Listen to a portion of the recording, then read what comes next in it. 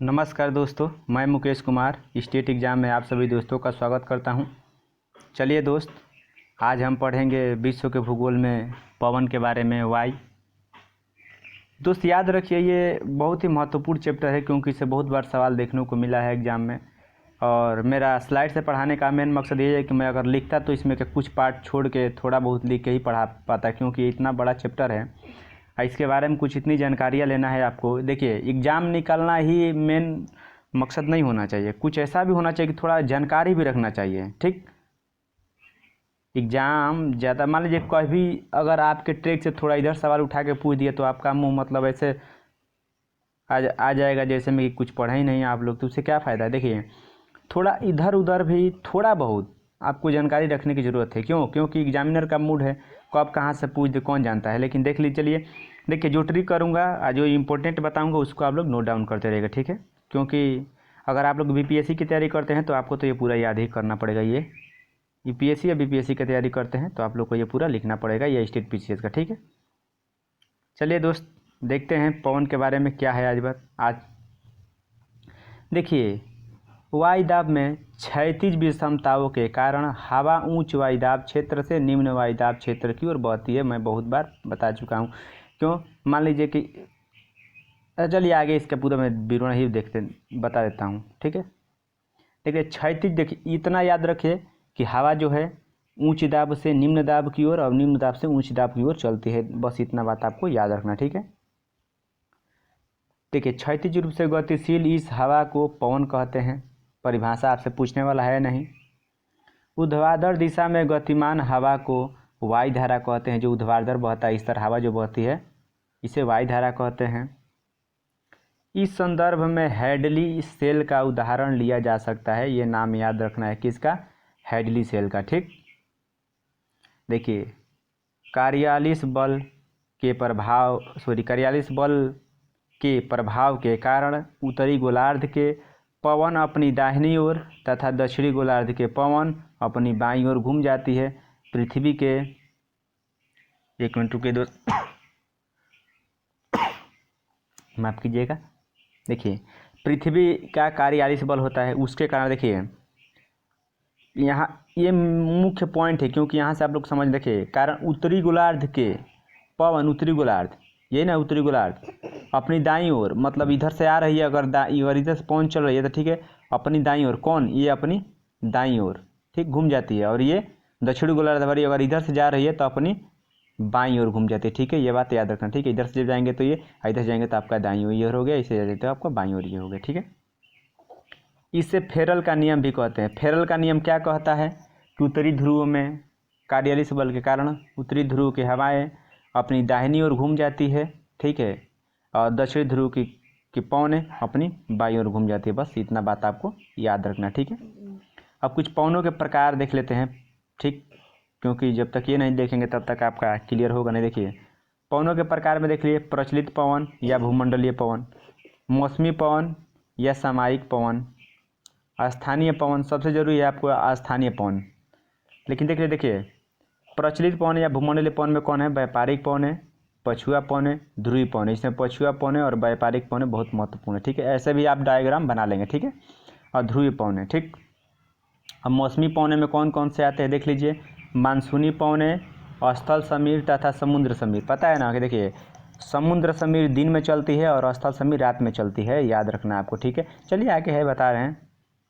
क्योंकि समुद्र जो है, समुद्र का पानी गर्म होकर, देखिए समुद्र का पानी गर्म होने में टाइम लगता है, ज़मीन जल्दी गर्म हो जाती है। इस कारण ज़मीन का जो होता है वायु ऊपर उठ के समुद्र की तरफ चलने लगती है, और समुद्र की जो वायु है उठ के वो घरों की तरफ आने लगती है। ये बात आपको याद रखना है, ठीक है। देखिए, अब इसमें एक है और है पर्वत समीर तथा घाटी समीर, ठीक। अब स्थानीय पवन में कौन कौन है देख लीजिएगा। चिनुक बहुत बार सुने हैं, फान भी सुने हैं, बहुत बार एग्जाम में देखने को मिला है। सिराको, नार्वेस्टर, हॉर्मेटन, लू, मिस्ट्रियल और बोरा। ये बात आपको याद रखना। चलिए अब एक को पारी पारी करके पूरे को हम लोग देख लेंगे, ठीक है। इसमें ज़्यादा हड़बड़ाने की जरूरत नहीं है, ठीक है, हड़बड़ाइए मत आप लोग, ठीक। अब प्रचलित पवन किसे कहते हैं? देखिए, ये वर्ष भर निश्चित दिशा में प्रवाहित होने वाली पवनें हैं। इन्हें प्रचलित या अस्थाई सनातनी ग्रहीय या भूमंडलीय पवनों के रूप में जाना जाता है। बस आपको ये जानकारी के लिए मैं बता दिया हूँ, एक बार आप इसको पढ़ लीजिएगा। व्यापारिक पवनें, पछुआ पवनें एवं ध्रुवीय पवनें इसी के अंतर्गत आती है। आपको ऊपर मैं दिखा चुका हूँ डायग्राम में, ठीक। ये लिखने की जरूरत नहीं है जब डायग्राम बना लेंगे तो, ठीक। अब एक एक को चुन लेंगे। प्रचलित पवन में व्यापारिक पवनों को ले लेंगे। ये उपोष्ण उच्च वायुदाब कटिबंधों से विषुवतीय निम्न वायुदाब की और दोनों गोलार्धों में निरंतर बहने वाली पवनें, दोनों गोलार्ध यानी उत्तरी और दक्षिणी गोलार्ध, ठीक है। ट्रेड शब्द, ट्रेड मतलब देखिए व्यापारिक पवनों को इंग्लिश में कहते हैं ट्रेड विंड्स, माने ट्रेड। ट्रेड शब्द जर्मन भाषा के एक शब्द से बना है, ठीक। इनका पथ एक निर्दिष्ट पथ पर चलने वाली ये निर्दिष्ट पथ पर चलने वाली पवनें है। इसको इतना बस याद रखना है, ठीक है। आप लोग एक बार इसको जरूर अच्छे से पढ़ लेंगे, ठीक है। अब पछुआ पवन सबसे ज़्यादा अगर एग्जाम में कुछ सवाल पूछने को मिलता है तो पछुआ पवन से बहुत पूछने को मिलता है, ठीक है। उपोष्ण उच्च वायुदाब कटिबंध 30 से 35 डिग्री अंशांश, ठीक है, 30 से 35 डिग्री अंशांश से उपध्रुवीय निम्न वायुदाब कटिबंध 60 से 65 डिग्री अंशांश को चलने वाली पश्चिमी पवनों को पछुआ पवन कहते हैं। ये आपको इतना डिफिनेशन याद करने की जरूरत नहीं है, आपकी जानकारी के लिए मैं बता दिया हूँ, ठीक है। याद क्या करना है, इन्हें 40 डिग्री अंशांश पर गरजती चालीसा, ये याद करने लायक है आपका, तथा 50 डिग्री अंशांश पर प्रचंड या भयंकर पचासा तथा 60 डिग्री अंशांश पर चिकता साठा के नाम से जाना जाता है। ये बहुत बार एग्जाम में यही आता है कि पछुआ पवने को 40 डिग्री अंशांश पे क्या कहते हैं, 50 डिग्री अंशांश पे क्या कहते हैं और 60 डिग्री अंशांश पे क्या कहते हैं। तो 40 डिग्री पर गरजती चालीसा, 50 डिग्री पर प्रचंड या भयंकर और 60 डिग्री पे चिकता साठा के नाम से जानते हैं पछुआ पवन को। ये बात आपको याद रखना है, ठीक है। अगर मैं आपको ब्लैक बोर्ड पे लिख के पढ़ाता तो यकीन मानिए दोस्त इतना विस्तार से नहीं पढ़ा पाता मैं, और मैं ये नहीं चाहता हूँ कि आपके साथ कोई भी मैं धोखा करके और छल कपट करके थोड़ा थोड़ा पढ़ा के चला जाऊँ। उससे क्या मतलब होगा, एक बार पढ़िए उसके बाद पढ़ने की जरूरत नहीं पड़ेगी आपको। ध्रुवीय पवनें कौन होती हैं, यह प्रचलित पवनें के ही प्रकार है, ठीक है। ध्रुवीय उच्च वायुदाब से उपध्रुवीय निम्न वायुदाब की ओर बहने वाली पवनें कहलाती है। ये अत्यंत ठंडी एवं बर्फीली होती है, बस यही याद करना है। देखिए भूमध्य रेखा पे जो हवाएं होती है डोल्ड्रम यहीं पाया जाता है 5 डिग्री पे, ये सबसे गर्म होता है, ठीक। भूमध्य रेखा है या विषुवत रेखा पे डोल्ड्रम पाई जाती है, सबसे गर्म यहीं होता है। तो गर्म हवाएं उठ के ध्रुव की ओर बहती है और ध्रुव की ठंडी हवाएं वो भूमध्य रेखा की ओर या विषुवत रेखा की ओर बहती है। ये बात आपको याद रखना, ठीक है। इसके सहारे पर शीतोष्ण कटिबंध चक्रवातों की उत्पत्ति होती है। बस ये याद रखना है कि ध्रुवीय पवन जो चलती है ध्रुव से विषुवत रेखा की ओर चलती है, बस ये बात आपको याद रखना। और ये ठंडी हवाएं चलती है, ठीक है। कभी गर्म हवाएं जो चलेगी वो विषुवत रेखा से ही चलेगी, ये 100% आप लोग बात याद रखिएगा, ठीक है। वो विषुवत रेखा से ये 0 या 180 डिग्री से चलती है, ठीक है। ध्रुव की ओर पृथ्वी ऐसे होती है, ठीक। ये ध्रुव की ओर जाएगी और ध्रुव से ठंडी हवा ऐसे विषुवत रेखा की ओर आएगी। ये बात आपको याद रखना, ठीक है।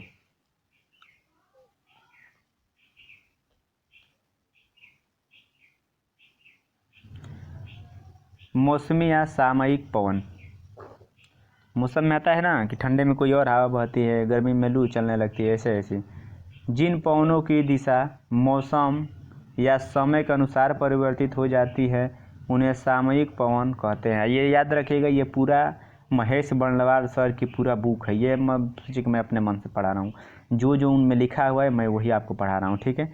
बात इतनी सी है कि जो उसमें भी इम्पोर्टेंट है वो मैं आपको पढ़ा रहा हूँ।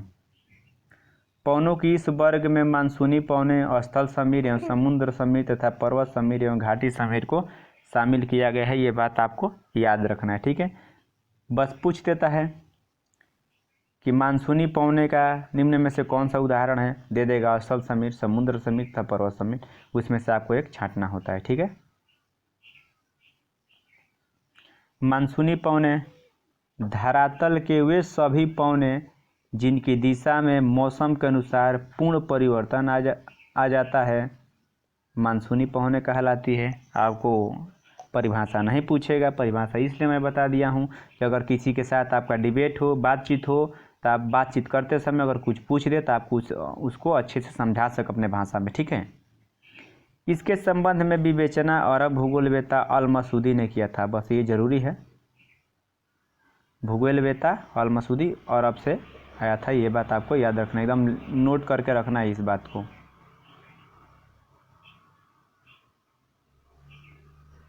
स्थल समय एवं समुद्र समय। दिन के समय निकटवर्ती समुद्र की अपेक्षा स्थल भाग गर्म हो जाने के कारण वहां निम्न वायुदाब की स्थिति उत्पन्न हो जाती है, जबकि समुद्र भाग के अपेक्षाकृत ठंडा रहने के कारण वहां उच्च वायुदाब मिलता है। स्थल की गर्म वायु जब ऊपर उठती है तो समुद्र की आर्द्र तथा ठंडी वायु उस रिक्त स्थान को भरने के लिए स्थल की ओर चलती है, जिसे समुद्र समीर कहते हैं। मतलब समुद्र समीर दिन में चलती है, रात में थल समीर चलती है समुद्र की तरफ। अब बात यह है कि मैं आपको थोड़ा यहाँ समझा सकता हूँ जिससे आपको याद हो जाए, ठीक है। आपको पता है कि पानी गर्म होने में जितना टाइम लेती है, ठंडा भी होने में उतना ही टाइम लेती है। जो चीज़ सबसे ज़्यादा पहले गर्म होता है वो ठंडा भी उतना जल्दी होता है, याद रखना है आपको, ठीक है। देखिए, जब घर की हवा जब ज़मीन हमारा है वो जल्दी से गर्म हो जाता है, और ये मान लीजिए ये आपका पानी है, ठीक, ये आपकी पानी है, ठीक। जब भी अगर मान लीजिए कि ज़मीन अगर गर्म हो जाती है दोस्त, जब ज़मीन गर्म हो जाती है तो गर्म होने के बाद यहाँ की जो वायु है ऊपर उठने लगती है। पता है कि देखिए कोई भी चीज़ अगर गर्म होता है तो ऊपर ही जाता है, जैसे पानी गर्म करेंगे तो भाप बन के ऊपर ही उड़ता है, ठीक है। ये ऊपर जाता है, ठीक है, ऊपर जाने लगता है। जब ऊपर चला जाता है तो यहाँ का वायु दाब कम हो जाता है, ठीक, यहाँ का वायु दाब कम हो जाता है। तो यहाँ की खाली स्थान को भरने के लिए समुद्र, क्योंकि भाई समुद्र थोड़ा लेट में गर्म होता है, तो इसकी हवाएं यहाँ आके इस स्थान को भर देती है, ठीक, इस स्थान को भर देती है। इसी कारण समुद्री समीर दिन में चलती है और थल समीर रात में। क्यों? क्योंकि जितना जल्दी ये गर्म होती है उतनी जल्दी ठंडा हो जाती है। अब ये समुद्र का पानी ज़्यादा धीरे धीरे गर्म होता है तो ठंडा भी धीरे धीरे होता है, ठीक है, ठीक है। तो इसीलिए थल समीर रात में चलती है, बात आपको याद रखना, ठीक है। इसीलिए दिन में समुद्र के किनारे बने हुए घर का खिड़की समुद्र की तरफ रखा जाता है, ये बात आपको याद रखिएगा। ये बहुत बार एग्जाम में पूछ चुका है, ठीक है, कि आखिर में समुद्र के किनारे बने हुए घर का खिड़की समुद्र की तरफ क्यों रखा जाता है या क्यों खोला जाता है, ये आपको लॉजिक समझ में आ गया होगा, मैं ऐसा करता हूँ, ठीक है। पर्वत समीर या घाटी समीर, इसको तो आप छोड़ भी सकते हैं, लेकिन देख लीजिए कुछ एक नज़र में इसको। पर्वतीय भागों में दिन के समय पर्वतीय ढलान की वायु अधिक गर्म हो जाती है, घाटी के अपेक्षाकृत कम गर्म वायु इसके सहारे ऊपर उड़ती है, इसे घाटी समीर कहा जाता है। रात्रि के समय पर्वतीय ढाल की वायु विकिरण उष्मा से तीव्र ह्रास के कारण शीघ्र ठंडी होकर भारी हो जाती है तथा पर्वत की ढलान के सहारे नीचे की ओर उतरना शुरू कर देती है, इसे पर्वत समीर कहते हैं। बस ये एग्जाम में आया गया कुछ नहीं, बस इसको एक बार आप लोग पढ़ लीजिएगा। स्थानीय पवने, ये पवने तापमान तथा वायु दाब के स्थानीय अंतर से चला करती हैं, तापमान और वायु दाब के स्थानीय अंतर से चला करती है और बहुत छोटे क्षेत्र को प्रभावित करती है। ये क्षोभ मंडल के निचली परतों को ही क्षोभ मंडल के निचली परतों तक ही सीमित रहती है। मैंने बोला जाए तो 0 से 18 किलोमीटर या 20 किलोमीटर के ऊंचाई तक ही सीमित रहती है, बात आपको याद रखना है। कुछ प्रमुख स्थानीय पवने, आइए देख लेते हैं।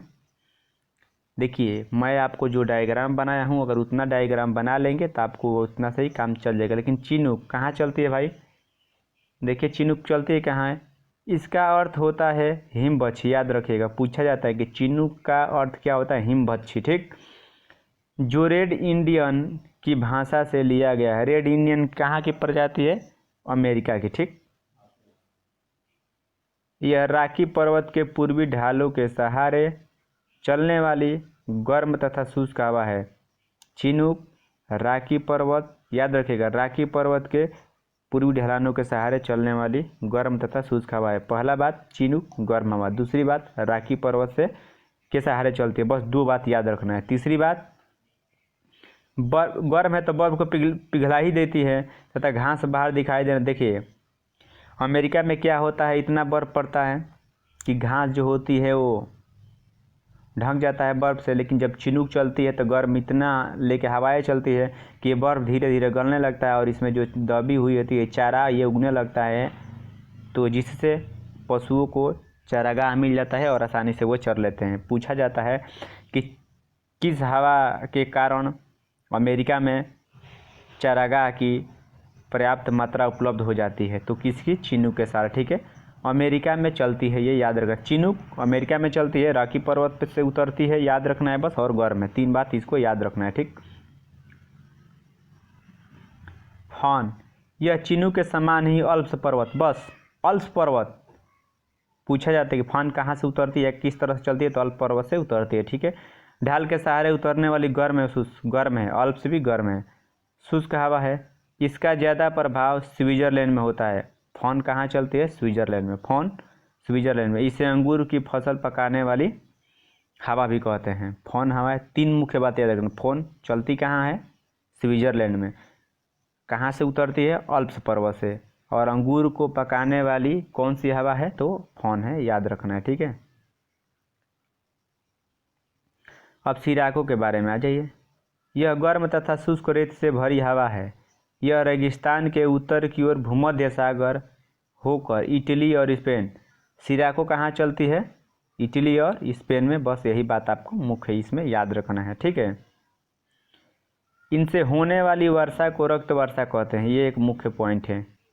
सिराको से होने वाली वर्षा को रक्त वर्षा कहते हैं। ठीक। मिस्र में इसका नाम खामसीन, लीबिया में गिबली तथा ट्यूनीशिया में चिली के नाम से जानते हैं। अगर आपका कैपेसिटी होगा तो याद रखिएगा या अन्यथा छोड़ दीजिएगा। बस यही सवाल बनता है कि सिराको कहाँ से कहाँ किस किस देश में बहते हैं, तो इटली और स्पेन में। ठीक है। योमा जापान में चलने वाली गर्म शुष्क हवा है। सवाल इससे तो कम बनता है लेकिन देख लीजिएगा। सामून इससे भी कम बनता है। यह ईरान और इराक में चलने वाली स्थानीय हवा है। काराबुरान इससे भी कम बनता है सवाल। यह मध्य एशिया के टारिम बेसिन में उत्तर पूर्व की ओर प्रवाहित होने वाली धूल भरी आंधियाँ हैं। देखिए सवाल जिससे नहीं बनता है मैं नहीं कहूँगा कि आप लोग लिखिएगा, लेकिन आपके जानकारी के लिए मैं बोल दिया हूँ, उसके बाद आप लोग देख लीजिएगा।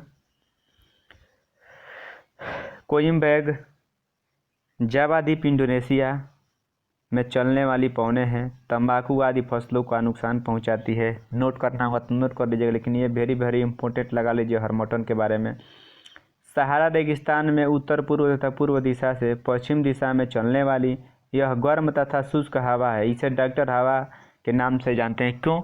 क्योंकि जब हॉर्मोटल चलती है तो जहाँ उससे गुजरती है ये वहाँ की आर्द्रता को कम कर देती है। जब आर्द्रता कम हो जाएगा तो वहाँ बीमारी का खतरा बहुत कम हो जाएगा। ठीक है, इसीलिए इसको डॉक्टर हवा कहते हैं। डायरेक्ट पूछा जाता है कि हॉर्मोटन को नहीं, सॉरी, डॉक्टर हवा किस पवन को कहते हैं, तो किसको कहते हैं? हॉर्मोटन को। ये बात आपको याद रखना। ठीक है।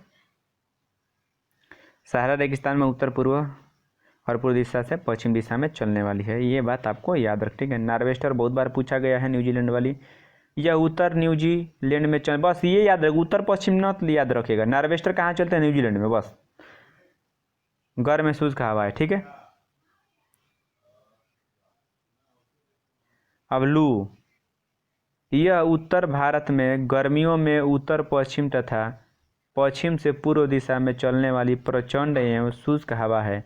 इसे लाप लहरी भी कहा जाता है। लप लहरी याद रखिएगा। लू से तो आप लोगों को भी सामना हुआ है, हम भी गांव के हैं तो हमको भी हुआ है, अच्छे से लू का सामना हुआ है, तो आप लोग लू के बारे में अच्छे से जानते होंगे। इसको क्या बताने की ज़रूरत है मुझे, फिर भी लेकिन पढ़ लीजिएगा आप लोग एक बार। सेंटा एना यह कैलिफोर्निया में चलने वाली गर्म एवं शुष्क हवा है, याद रखना है, इसको याद रखना है। सेंटा एना बहुत बार ये भी एग्जाम में पूछा है। ये देखिए जोंडा छोड़ भी सकते हैं। ठीक। ये अर्जेंटीना और उरुग्वे में एडीज से मैदानी भागों में चलने वाली, ठीक है, उष्ण शुष्क पौने हैं। इसे शीत फोन भी कहते हैं। जोंडा को शीत फोन कहते हैं, बस याद रखना है आपको। मिस्ट्रियल, यह ठंडी ध्रुवीय हवाएं हैं। गर्म और देखिए मेन तो सवाल ऐसे आता है, गर्म और ठंडी हवाएं दे देगा, पूछ ले कौन इनमें से कौन गर्म हवाएं हैं और इनमें से कौन ठंडी हवाएं हैं, बस इतना आपको छाटना है, ठीक है। जो रोन नदी के घाटी से होकर चलती है तथा स्पेन, बस स्पेन और फ्रांस, मिस्ट्रियल कहाँ चलती है, स्पेन और फ्रांस में, ये बात आपको याद रखना, ठीक है। यह तापमान के हिमांक से नीचे गिरा देती है। देखिए तापमान क्यों, क्योंकि ठंडी हवा है तो गिरा देगी। बोरा, यह मिस्ट्रियल के समान शुष्क एवं ठंडी हवा है। इटली एवं यूगोस्लाविया, ये याद रखना है, ठीक है। ये देख लीजिएगा, इटली एवं यूगोस्लाविया को प्रभावित करता है, ठीक है। आगे देख लीजिए, ब्लिज्ड या हिम झंझावत, ये बर्फ के कणों से युक्त ध्रुवीय हवाएं हैं, माने ठंडी हवाएं हैं, इसका कहने का यही मतलब है, ठीक है। यह साइबेरिया, याद रखिए साइबेरिया क्षेत्र, कनाडा, संयुक्त राज्य अमेरिका को प्रभावित करता है। ब्लिज्ड आपको एकदम 100% याद रखना है, ठीक है। रूस के टुंड्रा प्रदेश एवं साइबेरिया क्षेत्र में इसका नाम पुरुगा एवं बुरान है। पुरुगा एवं बुरान है, यह बात आपको याद रखना, ठीक है। नार्टे के बारे में देख लीजिए, यह संयुक्त राज्य अमेरिका में शीत ऋतु में चलने वाली ध्रुवीय पवनें हैं। देखिए पैम्पेरो, पैम्पेरो, ठीक है, यहाँ एक चंद्र बिंदु होना चाहिए। ये अर्जेंटीना, चिली, उरुग्वे, इसको याद रखिएगा, ये बहुत बार पूछा है, मैं पहले बता दूँ हूँ। ये अर्जेंटीना, चिली, उरुग्वे में बहने वाली तीव्र ठंडी ध्रुवीय हवाएं हैं। बस ठंडी गर्म में फ़र्क समझ लीजिएगा, थोड़ा बहुत ये कहाँ बह रही है, ये बस 2 ही पॉइंट आपको याद रखना है, बस इतना से आपका काम चल बन जाएगा।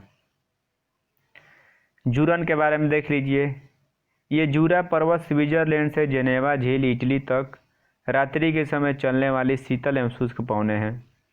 जूरन कैसी हवा है, ये ठंडी हवा है, बस इतना याद रख रहे हैं। मेस्ट्रो, पूना, पोनंत, ग्रेगाले, ये सभी ठंडी पवनें हैं, नोट करके लिख लीजिएगा, ठीक है। बीरासेन, ये पेरू तथा चिली के पश्चिमी तट पर चलने वाली समुद्री पवनें हैं।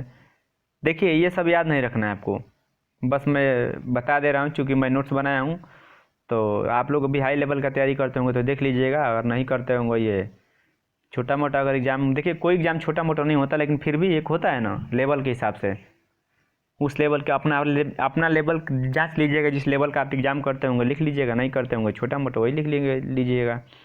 दक्षिण बस्टर, ये न्यू साउथ वेल्स ऑस्ट्रेलिया में चलने वाली तेज एवं शुष्क ठंडी पवनें हैं। लेवांटर, इसको याद रखना है, वेरी वेरी। यह दक्षिणी स्पेन में प्रभावी रहने वाली अत्यंत शक्तिशाली पूर्वी एवं ठंडी पवनें हैं, ठीक, इसको वेरी वेरी करके आपको लिखना ही लिखना है। जेट स्ट्रीम, देख लीजिए जेट स्ट्रीम क्या होता है, पता है ना, बहुत बार एग्जाम में आया कि जेट स्ट्रीम के बारे में। यह क्षोभ सीमा के निकट चलने वाली अत्यधिक तीव्र गति की क्षैतिज पवनें हैं। सामान्य इनकी गति 150 से 200 किलोमीटर प्रति घंटा रहती है, ठीक है, जेट स्ट्रीम की, परंतु क्रूड पर इनकी गति 325 किलोमीटर प्रति घंटा होती है। सबसे ज़्यादा क्रूड माने पृथ्वी के आंतरिक होता है ना कोर, क्रूड, उसी में। इनके उत्पन्न होने का कारण पृथ्वी की सतह पर तापमान में अंतर है, उससे उत्पन्न वायुदाब प्रवणता, तापमान में अंतर और उत्पन्न वायुदाब प्रवणता, ठीक है, ये बात आपको याद रखना है, ठीक। आगे देख लीजिए, ये 4 प्रकार के होते हैं, लेकिन कौन कौन होते हैं ये भी देख लीजिए। ध्रुवीय रात्रि जेट स्ट्रीम आपके लिए कुछ ज़रूरत नहीं है, लेकिन जानकारी के लिए एक बार पढ़ने में 1 मिनट लगेगा, भविष्य में कभी आएगा तो देख लीजिएगा। यह उत्तरी एवं दक्षिणी गोलार्ध दोनों में 60 डिग्री के ऊपरी अंशांश में मिलते हैं। अंशांश के बारे में पढ़ना होगा तो मैं पीछे अंशांश और देशांतर पढ़ा चुका हूँ, पढ़ लीजिएगा आप, ठीक है। ध्रुवीय वाताग्री जेट स्ट्रीम 30 से 70 डिग्री उत्तरी अंशांश के मध्य 9 से 12 किलोमीटर की ऊंचाई पर मिलती है। इन्हें रासवी तरंग भी कहते हैं, ठीक।